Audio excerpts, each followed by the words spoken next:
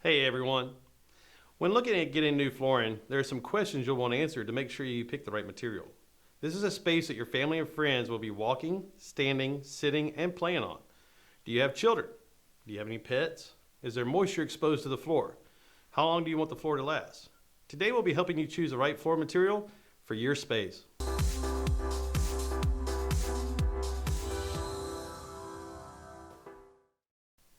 For the higher budget options, both wood and ceramic tiles are easy to clean and are very durable.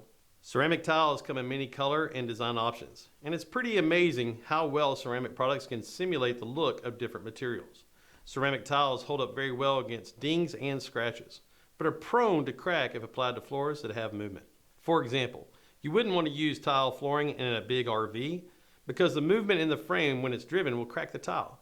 If you have an older house with a bit of give in the flooring, you would probably want to replace the subfloor to make it more rigid before installing tile. Another aspect of smooth ceramic tile is that it can be very slippery when wet. So if you're using it in a kitchen or shower, you'll want to select a textured tile for better traction. If you want to pursue wood flooring, there are many different options. For many homeowners, most of their time is spent in the kitchen. Thus, I feel it is a great choice for flooring. When the hardwoods are being installed, make sure that a hard overcoat is used, like a polyurethane, that will help against moisture found in the kitchen. Wood is very good at dealing with a lot of traffic and gives a warming, welcome feel. While true hardwoods have a fantastic look and are great for resale value, they can be very pricey. If true hardwoods aren't in your budget or you need something a little more durable, you should take a look at laminate and engineered wood options. The lower budget option of these two is laminate.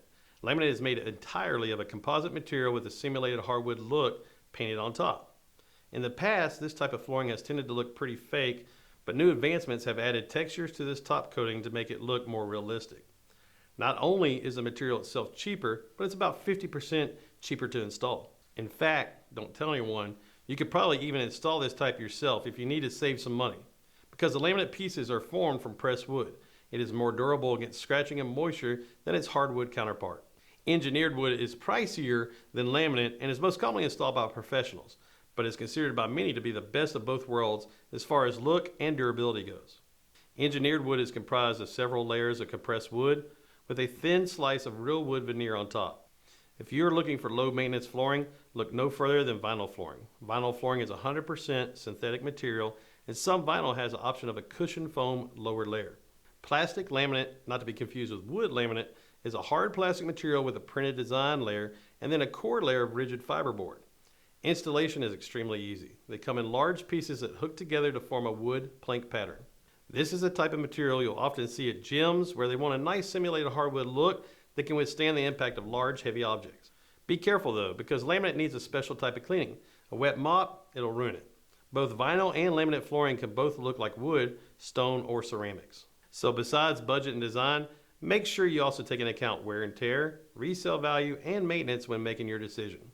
Hopefully this overview has helped you get a sense of your options. If this video was helpful, don't forget to like and subscribe. We're here to help bring quality craftsmanship to every kitchen project.